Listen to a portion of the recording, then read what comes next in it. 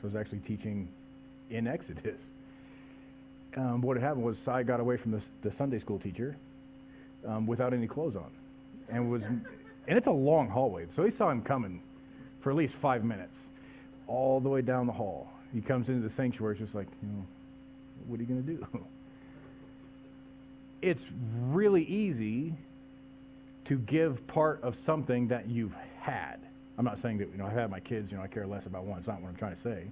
But if you're trying to give out of your abundance, or you're trying to give old stuff, and we donate stuff to like the Salvation Army or a thrift store, you're not going to go buy something out of Kohl's, then turn around and take it to a thrift store, at least not generally. It's always harder to give out of the first fruits or the firstborn. And we see this concept of dedication even in Jesus' time. You remember when the parents, Mary and Joseph, took Jesus to the temple to have Jesus dedicated at the temple. That was something that the firstborn was supposed to do. Why is it just so heavy in these first 2 chapters? Because it's memorable. God first in all things in their life makes the situation memorable. He's going to spend verses 3 through 16 essentially breaking that down. And Moses said to the people, "Remember this day in which you went out of Egypt, out of the house.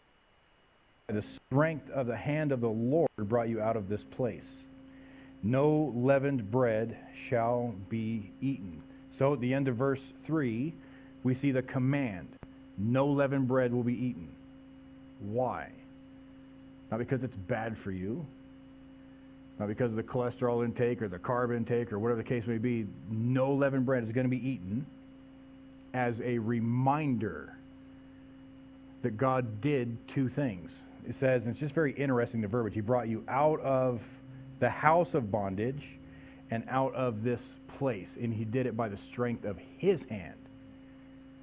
So when they're eating unleavened bread, has anybody ever eaten unleavened bread? It's still real popular in the Middle East. I actually really like it. One that's less popular, I don't know how many people were pretty in-depth in their history class. How many people have eaten hardtack? Quite the staple during the Civil War. It was easy to carry, and it was generally easy to make.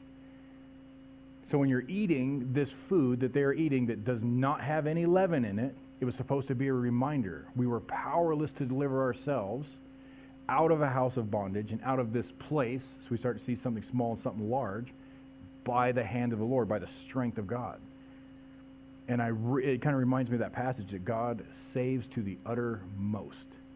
Not only is he brought out of the house of bondage, but also out of this place or out of this region. So when God saves, he's able to fully remove us from that situation. It's easy for us sometimes, or not, to be removed from a sin, but we're still kind of keeping ourselves in a place of temptation.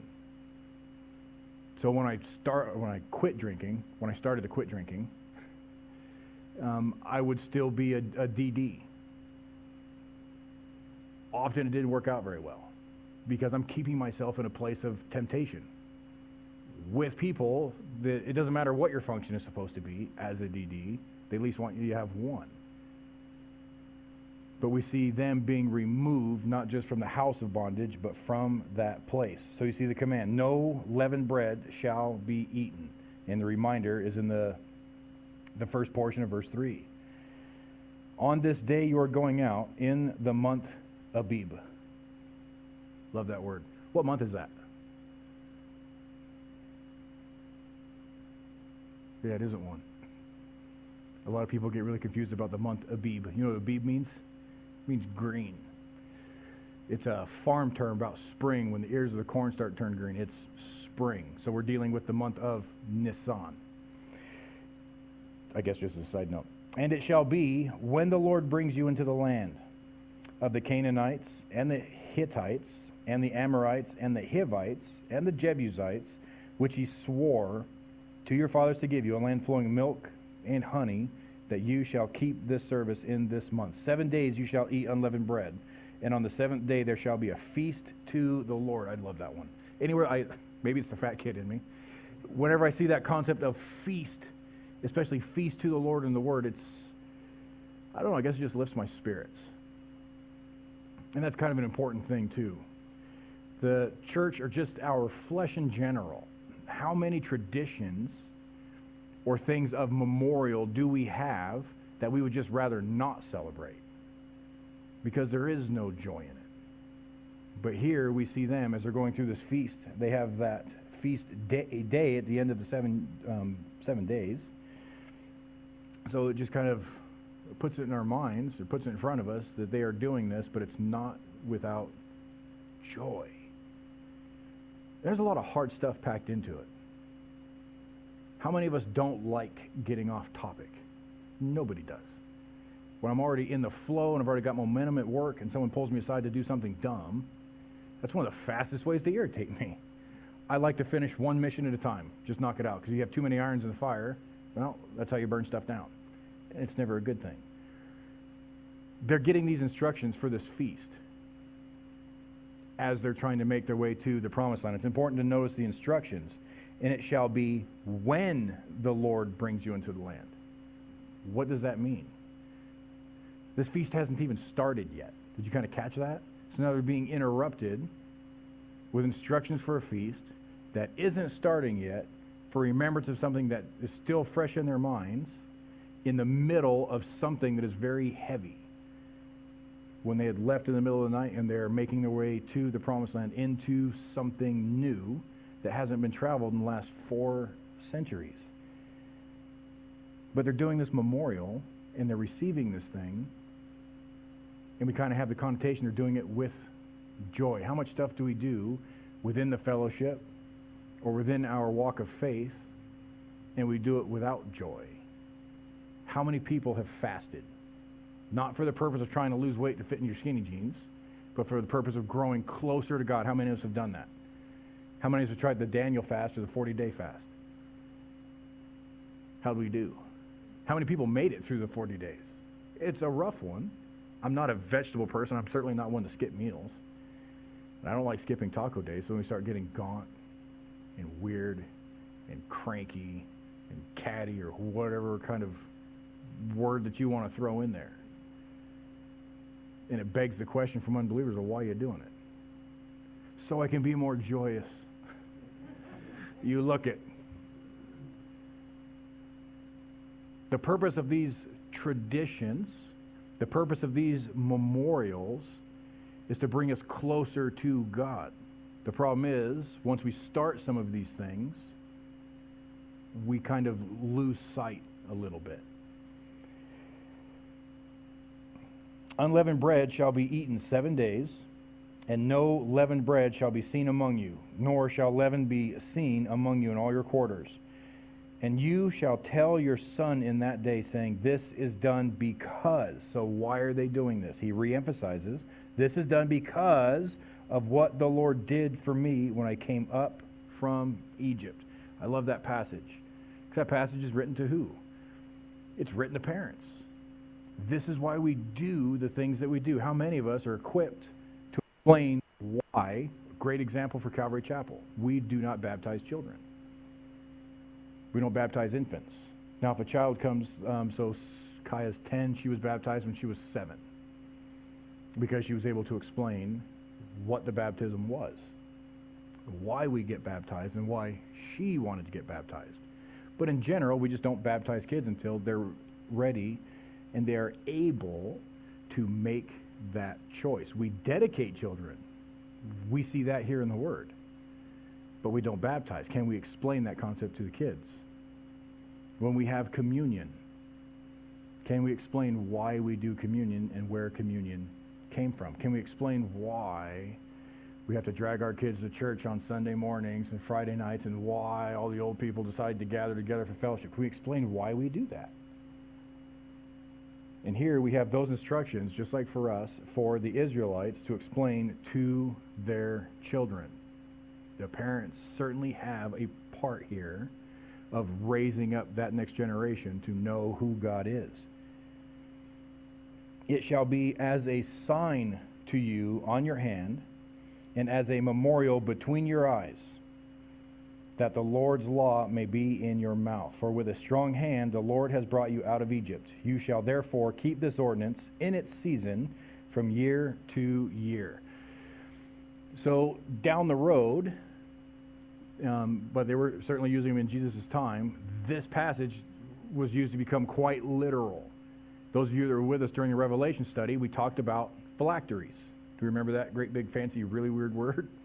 So if you look at a lot of pictures online, well, I guess we should have gotten another one, they will have this little leather box that is bound, and you'll see it tied to the forehead of a Jew or on his hand. And inside that little box, and people go back and forth, it's anywhere between 2 to 4 different passages, 2 out of Deuteronomy and 2 out of Exodus, or just the 2 out of Deuteronomy, mostly containing the great Shema. We see in Deuteronomy chapter 6, which I can't wait to get into and cover. So they made it quite literal. And we even see a mockery of it in 2 different places, essentially. One, Jesus kind of rebukes them for the priests and the Pharisees having those phylacteries. The word is in front of them, the word is not in their heart. We also see it in the book of Revelation. When people receive the mark of the beast, where does the mark go? On the hand or on the forehead? It's more likely, we'll see it again in verse 16, that it was probably not designed to be quite so literal. In introduction to verse 9, he says that it's as a sign to you on your hand and as a memorial between your eyes, that the law may be in your mouth. Such a fascinating concept. Why on the hand and why on the eyes? So the law of God is always in those 2 important places in your life. One, between your eyes, at the things you desire, and at your hands, the things that you are doing. Verse 11, it shall be when the Lord brings you into the land of the Canaanites, as he swore to you and your fathers, and gives it to you. I've got that verse highlighted twice. Once in verse 5 and here now in verse 11. You see things twice in the same passage. It's designed to really draw our attention to it. We have all of these heavy concepts of memorial because it's easy to forget. We're going to see in the next chapter that the Israelites are accusing Moses of dragging them all out to the desert just to kill them off. Why did you bring us out here? Why would God bring us out here if we're not going to continue going into the promised land? We're going to die right here at the face of the Red Sea. But we see twice in the last 10 verses that God has promised them, when we bring you into. It reminds me of that passage in the Gospels as the disciples were rowing out across the Sea of Galilee. Remember that? And the storm and the wind and everything was crazy. And they're like, Lord, wake up, we're perishing. Don't you care?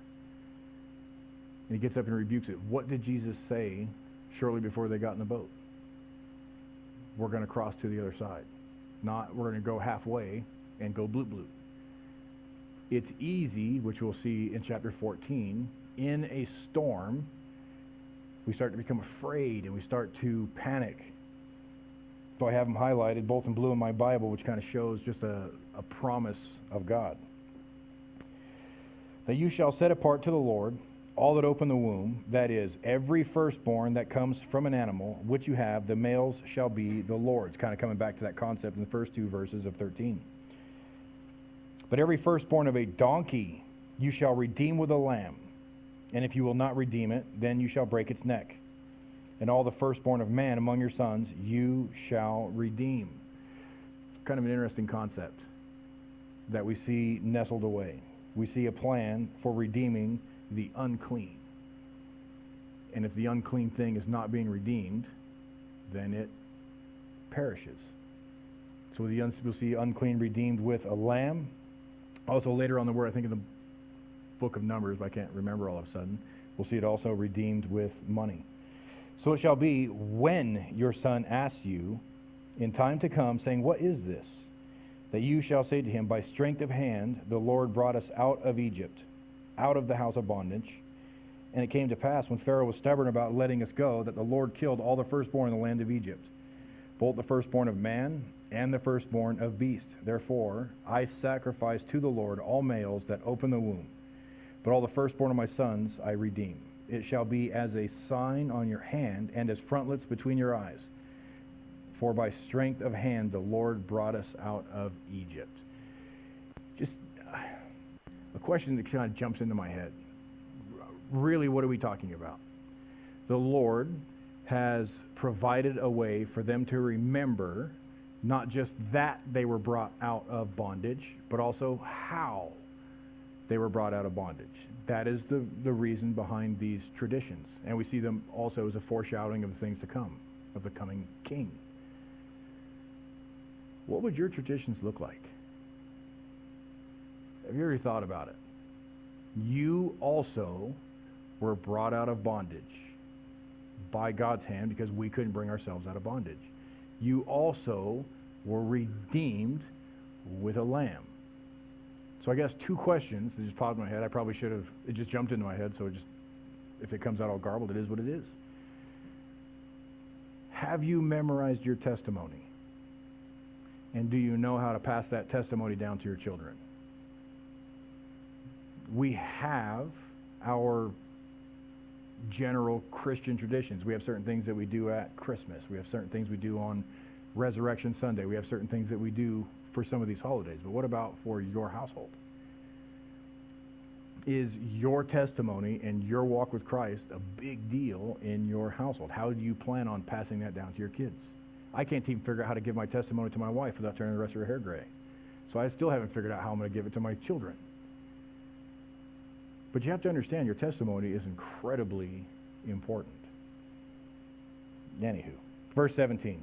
So now we leave kind of this little intermission, and we jump right back into essentially where we left off in chapter 12. Then it came to pass, when Pharaoh had let the people go, that God did not lead them by way of the land of the Philistines, although that was near.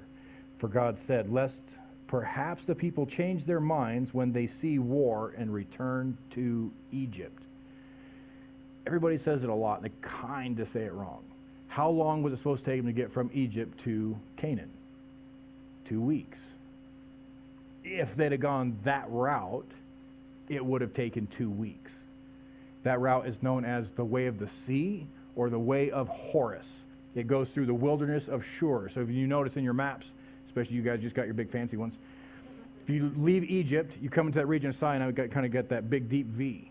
If you just keep just skirting that to the north, it'll just take you right into the land of Canaan. That's not the way they went. God did not take them that way. That was supposed to take 2 weeks. Instead, which way did he go? They went south.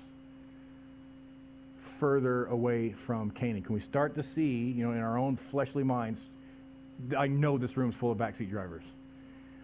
How many of us have a hard time we know the person's going the wrong direction? What is the response every single time? I know what I'm doing.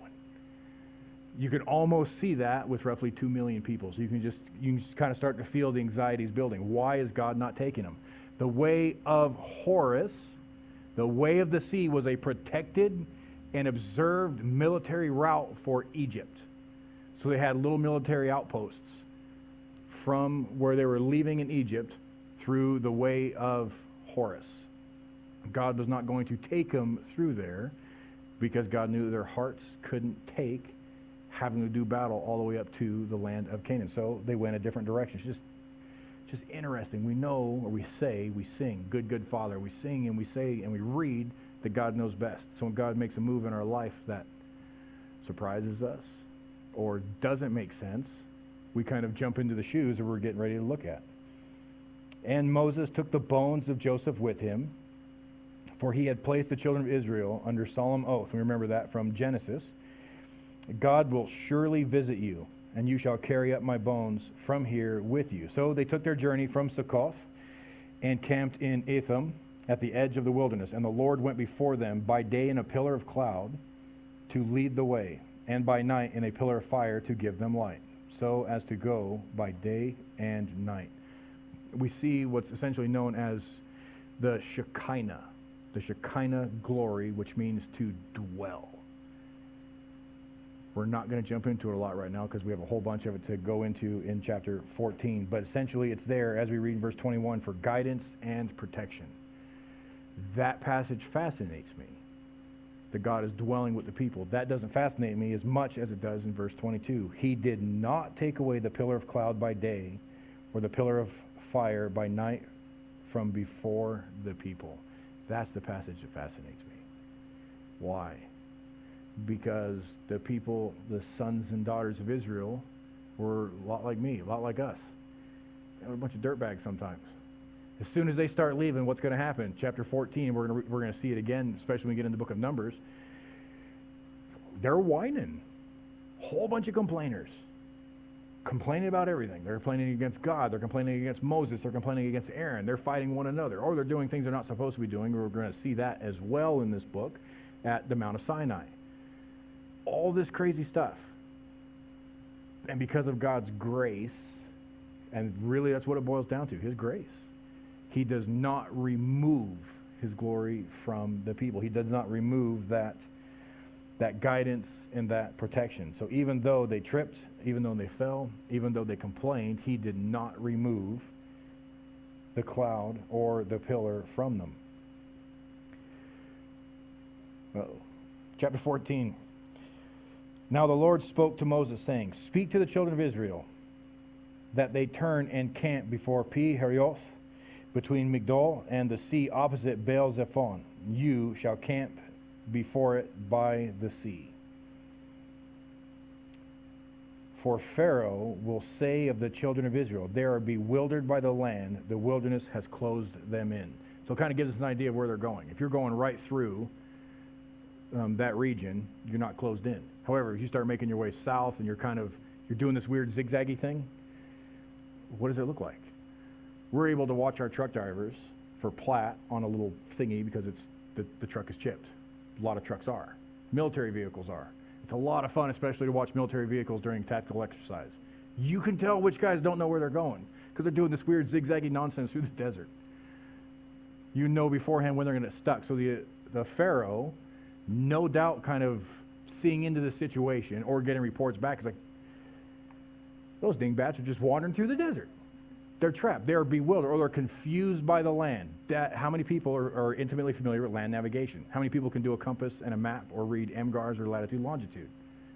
So it's easy to just stare at a map like a dope and have no idea where you're going. That's what the Pharaoh was thinking. They're bewildered by the land. They're so confused by the topography and where they're supposed to be going. What's going through Pharaoh's head? We'll come to one question, but he's going to see this as a tactical advantage. And it's just interesting to me is when a child of God is being led by the Spirit, it confuses those that do not have the Spirit. Because some of the things we do does not make sense. A lot of my brothers in the military that I talked to, they knew me one way, X amount of years ago. I don't drink, I don't smoke, we don't, go out into those situations. I talk to them now, I was like, well, what do you do for fun? I said, what, are you serious? It's like, I just bought 4 new books at this pastor's conference. I'm tearing in some of those. It's like, oh, what a nerd. Some of the things that we do absolutely bewilder those on the outside kind of looking in. It's going to make you feel like a nerd or a dork. That means you're on the right path. Maybe that's also why I serve. So verse 4, then I will harden Pharaoh's heart so that he will pursue them. And I will gain honor over Pharaoh and over all his army, that the Egyptians, so everybody else in Egypt, may know that I am the Lord, and they did so. We'll come back to verse 4 here in a minute. Now it was told the king of Egypt that the people had fled, and the heart of Pharaoh and his servants was turned against the people, and they said, why have we done this, that we have let Israel go from serving us? So now this question creeps into Pharaoh's mind. 2 reasons. Well, I guess the one big reason. Is God limited? He was really strong here. But maybe he's not so strong out there. Look at the children of Israel. They're wandering around all dopey through the desert. God's not leading them anymore. Why did we let them go? If their God is limited, why did we let them go? We have lost our force. And especially without the mercy of God, we see Pharaoh's heart hardened, and he is going to again gain pursuit. So he made ready his chariot and took his people with him. Also, he took 600 choice chariots and all the chariots of Egypt with captains over every one of them. And the Lord hardened the heart of Pharaoh, king of Egypt, and he pursued the children of Israel, and the children of Israel went out. We're going to start that one over. And the Lord hardened the heart of Pharaoh, king of Egypt, and he pursued the children of Israel, and the children of Israel went out with boldness. So, I mean, really, when you come to a place of long resistance, it's going to lead to wrath. We see the same thing with Pharaoh. You remember, as we were moving through those chapters, a lot of people get real bent out of shape. Well, God hardened Pharaoh's heart. Pharaoh never stood a chance. You have to remember that for the first several times, Pharaoh hardened his heart. And so essentially, the word for Pharaoh hardening his heart is different than the word of God hardening Pharaoh's heart. Essentially, God was confirming Pharaoh's decision. Now we see Pharaoh moving out with boldness. We see kind of that connotation of rebellion. So the Egyptians pursued them, all the horses and chariots of Pharaoh, his horsemen and his army, and overtook them camping by the sea beside Pi-hahiroth before Baal-zephon. And when Pharaoh drew near, the children of Israel lifted their eyes, and behold, the Egyptians marched after them, so they were very afraid. And the children of Israel cried out to the Lord. This section here is why it is so important to remember. How do we remember? For us as believers, really, we have two ways of communion. We have prayer, and we have reading our Bibles every day. That's why we see in chapter 13 such a sternness, and we can honestly see how they make it so literal. You're going to put it between your eyes, you're going to put it on your hand. How are you going to forget the promises of God like that? Have you seen those little boxes, little phylacteries? I would encourage you to go and Google them, but they stick out like an inch and some change right there. We're going to notice that. I haven't had hair in 10 years. I want to notice anything touching my forehead. Or it's on your hand. We use our hands for everything. We've even taken a lot of measures to ensure that we don't forget something. How many people have tattoos? A lot of people that get tattoos is something it's an event that they don't want to forget. Or you have some people like myself that take advantage of it. Every kind of event, I use as an excuse to go get a new tattoo. Now I can't remember half of them mean. Something that we're not going to forget.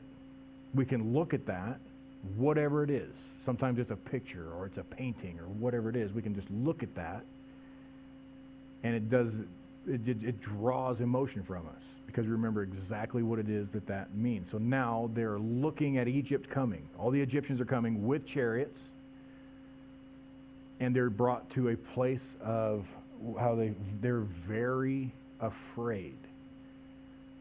When we take our eyes off God even for a moment and look at anything else, it's going to induce panic.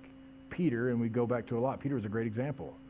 Peter asked to do something impossible. He wanted to walk on water just like Jesus was doing. That's nuts. But what did he do? He gets out of the boat. Peter starts walking on water until what? He takes his eyes off of Jesus. When Jesus told him, "Come out to me," he says, "Lord, if it's you, call me out to you on the water." So what does Jesus say? Come out. So he gets out of the boat. He starts walking on water. He takes his eyes off of Jesus, thusly off of the word of Christ, and looks at what? The great big waves. Peter's not a surfer. Peter's not looking at the waves like, oh my goodness, that's going to be amazing. He's looking at the waves like, yep, I'm going to sink in this thing. So what does he start doing? Peter go bloop bloop. That's why the enemy uses it so much. So they look and they have fear, and initially it looks like they respond well. They cried out to the Lord. That is the proper response. But we can truly see where their hearts are in verse 11. Then, almost like a but.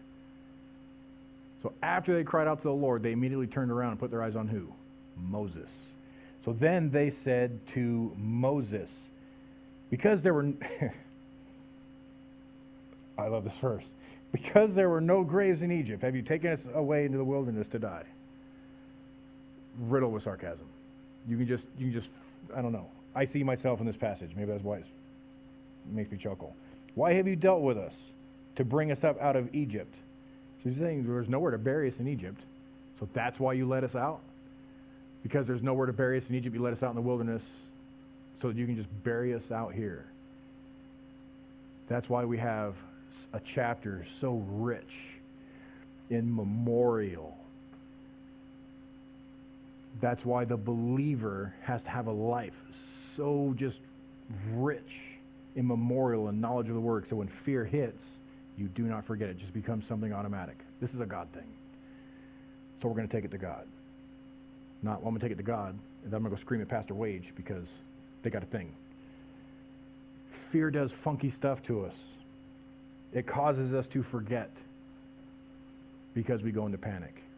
It causes us to react in the flesh instead of responding in the spirit. Fear causes us, and this is kind of an interesting one. Fear causes us to go back to familiar ground. When we have a hard thing in our life, where are we supposed to go?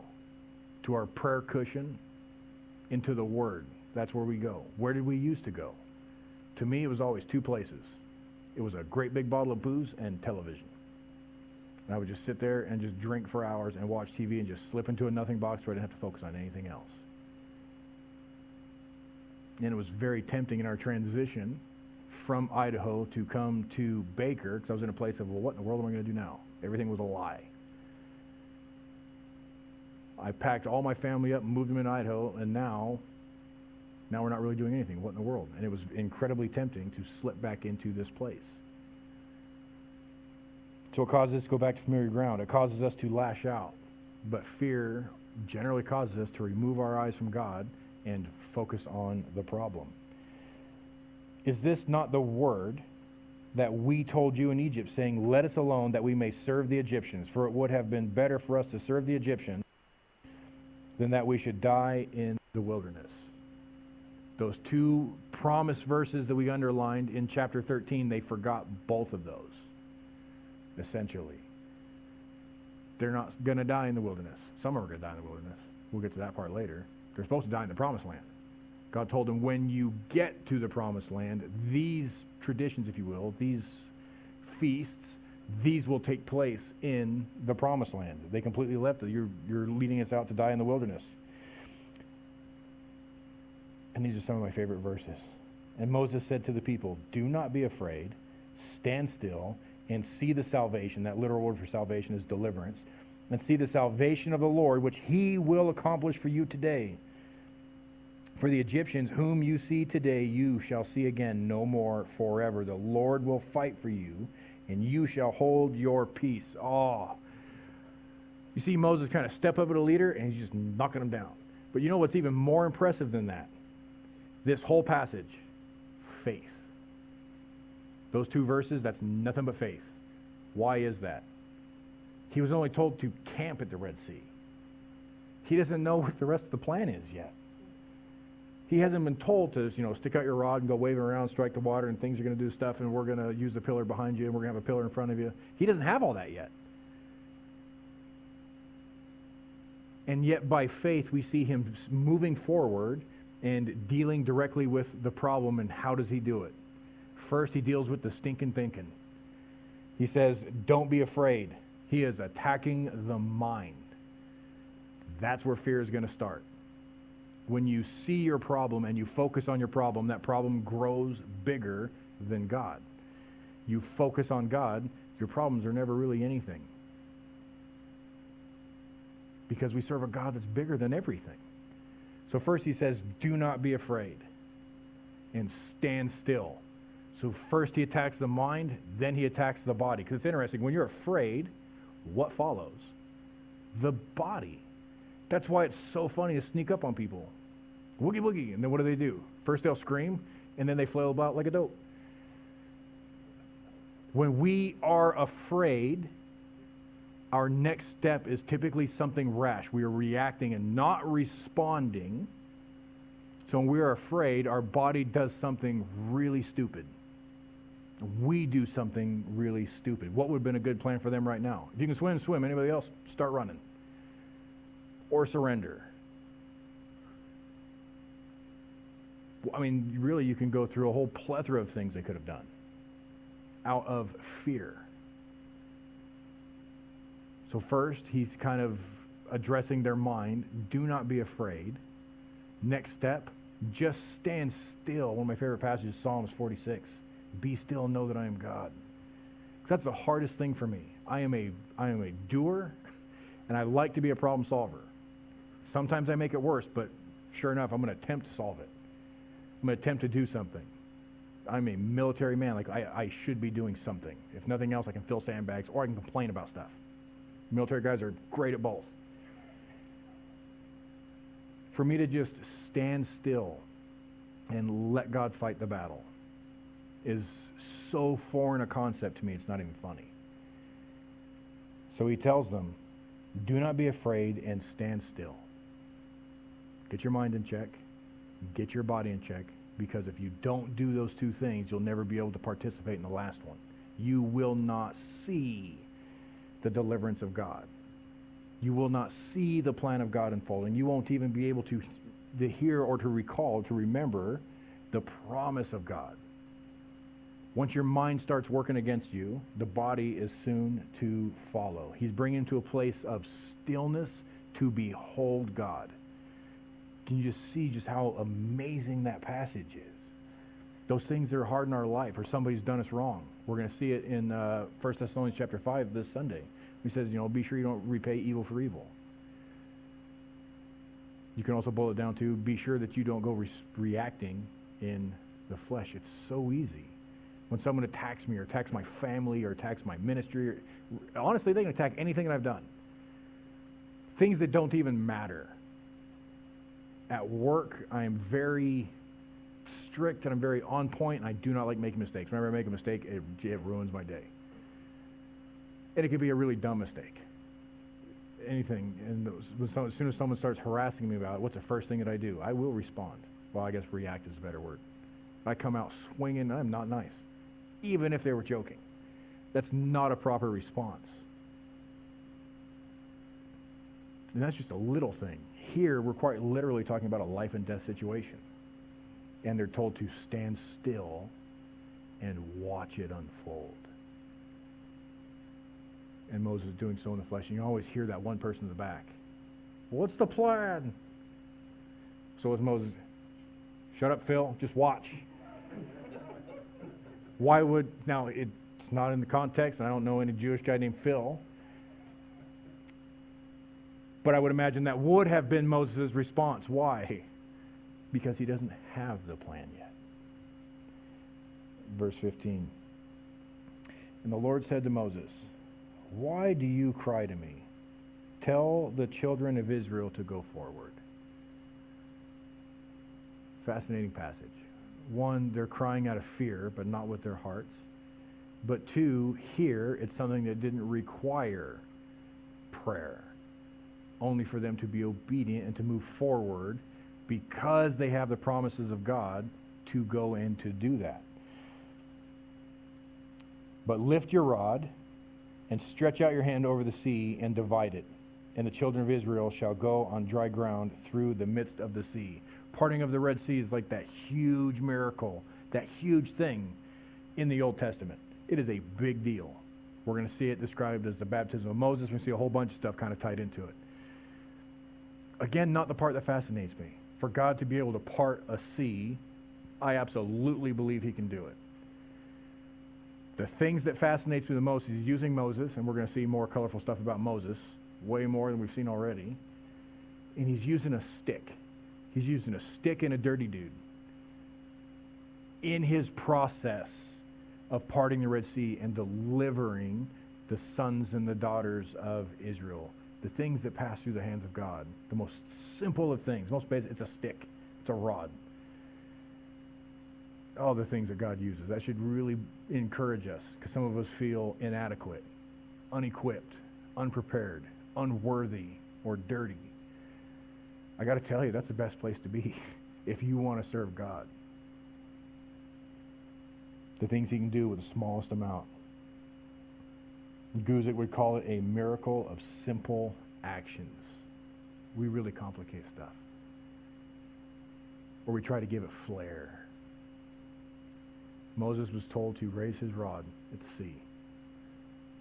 He could have done a great big showboat We don't see him trying to do any kind of Jedi ninjutsu stuff, waving the stick around. A miracle of simple actions. All it takes, what we have here is communion between Moses and God. Moses relying on God to take care of it. And I indeed will harden the hearts. And I indeed will harden the hearts of the Egyptians, and they shall follow them. So I will gain honor over Pharaoh and over all his army, his chariots, and his horsemen. Then the Egyptians shall know that I am the Lord, when I have gained honor for myself over Pharaoh, his chariots, and his horsemen. And the angel of God, who went before the camp of Israel, moved and went behind them. And the pillar of cloud went from before them and stood behind them. It's kind of a fascinating thing. So we have this pillar, this angel of God, moving from the front and going from behind. We've just finished 50 chapters of the book of Genesis. Who is the angel of the Lord? It's a pre-incarnate of Christ. I would encourage you to go back through on another study. We don't have time to dig back into it again. But Genesis chapter 16, verse 13, you remember Hagar fleeing from Sarah. She's in the wilderness, and she's approached by the angel of the Lord. And what is her response to him? She names that place, you're the God who sees me. In Genesis chapter 22, verse 16, we see the angel Lord identifying himself as Yahweh. Same in Genesis chapter 31. In Exodus chapter 3, verse 6, Moses was afraid to look at the bush because he sees the angel of the Lord. Judges chapter 6, Gideon is afraid that he is going to die because he saw the angel of the Lord. So we have all of these pre-incarnate, what's that word I'm looking for? It's not really a Christophany, though. Moses striking the rock and the water coming out, spoiler alert, that would be a Christophany. It's a pre-incarnate appearance of Christ. That's what I'm looking for, appearance. Such a tricky word, it would seem. So we have a pillar behind the children of Israel as well, and it came between the camp of the Egyptians and the camp of Israel. This verse is cool. Thus it was a cloud and darkness to the one, and it gave light by night to the other one. Only God. So that pillar is completely blocking off and blinding the Egyptians while perfectly giving vision, protection, warmth to the Israelites. Such a fascinating passage. Then Moses stretched out his hand over the sea, and the Lord caused the sea to go back by a strong east wind all that night, and made the sea into dry land, and the waters were divided. So the children of Israel went into the midst of the sea on the dry ground, and the waters were a wall to them, on their right hand and on their left. And the Egyptians pursued and went after them into the midst of the sea, all Pharaoh's horses, his chariots, and his horsemen. We're going to come back to that cluster of verses. When it came to pass in the morning watch that the Lord looked down upon the army of the Egyptians through the pillar of fire and cloud, and he troubled the army of the Egyptians. How did he do that? Verse 25, and he took off the chariot wheels so that they drove them with difficulty. Their chariots, maybe it's just me or it's a dark humor that I have. But when it says, God troubles the army, how did he do that? He made the wheels fall off their chariots, making it that hard. So when we're trying to, it really gives spiritual insight. The devil's not going to let you go very easily. And we always feel like we're being pursued. We always feel like we're being troubled. It's like, Lord, what are you going to do about it? Sometimes you don't see what it is that God's doing. But again, those miracles are simple actions. Oh, they're pretty quick on their chariots. Less quick when they're missing tires.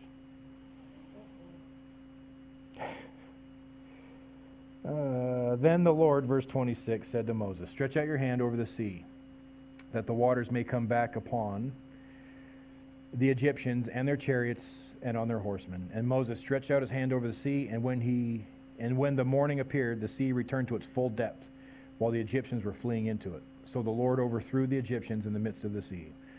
Then the waters returned and covered the chariots, the horsemen, all the army of Pharaoh that came into the sea after them. Not so much as one of them remained. But the children of Israel had walked on dry land in the midst of the sea, and the waters were a wall to them, on their right hand and on their left. So the Lord saved Israel that day out of the hand of the Egyptians, and Israel saw the Egyptians dead on the seashore. Thus Israel saw the great work which the Lord had done in Egypt. So the people feared the Lord and believed the Lord and his servant Moses. All of those traditions and memorial were for that. Let's go back to the concept as we close on the Egyptians. Obviously, in hindsight, that's a really stupid plan. But me just being who I am, if I see someone doing something just really crazy and making it through it, does not, in my mind, it's like, oh, that looks, if he can do it, I can do it. I abandoned that thought in my 20s. What convinced the Egyptians that they could go through the sea just like the Israelites? They saw them doing it. Essentially, they were trying to ride the heels or the coattails of the Israelites to the other side and not be drowned up in the sea. That really brings up quite the spiritual point for us. Something I really want you in your quiet time this evening to really pray on. The Israelites made it through because they had God. The Egyptians presumed they could go through because they saw exactly how somebody else was doing it. You cannot ride coattails to salvation. And it really is a powerful concept. That's really the divider. God was with the Israelites. God was not with the Egyptians. Prolonged disobedience leads to wrath. We can easily be a church, we can easily be a Christian that looks like we're doing all the right stuff. I've got Christianese down. I dress properly. I make sure I attend my fellowships. I make sure I spend a few minutes in prayer. I make sure I kind of read my Bible, but your heart couldn't be further from the Lord. You're going to end up in the same place as the Egyptians, not in the same place as the Israelites. We cannot ride coattails. I would very much encourage you. It's one of those heavy things, like as in our opening prayer. We do get to be in a place of awe as we get to see not just what God is doing, but how he is doing it. But it should be a place of challenge for us as well. Are we in a place of consistent memorial of the things that not only that God has done in our life, but the things as we are moving through the Word, not just here through the text, but in your daily reading? It should challenge us. If we find a drudgery in our reading, it's because our hearts are in the wrong place. Do we realize there's a huge feast at the end of that tunnel? Our prize is at the end of that. Our prize is Christ. As we read and as we pray, we are growing not just more, as Paul tells us, from glory to glory. We're not growing to be more like Christ. We are growing closer to Christ. Our heart truly should be in the relationship with Christ. Let's pray together. Lord, thank you so much that we get to see this text, God, and we can't do anything else but glorify you. Such a powerful thing, and I'm so thankful, God, that we are hungry for your word. I'm thankful, Lord, that these things were preserved for us. I'm very thankful, God, that nothing in this text is hidden. We see the complaint of the Israelites. We're going to see the complaint of your servant Moses. We're going to see your heart towards the people. We're going to see your grace and your mercy still being poured out, Lord. How encouraging, God, especially as we essentially, Lord, see ourselves in the text. We are truly thankful, Lord, for your heart towards us. So, God, we love you and we praise you.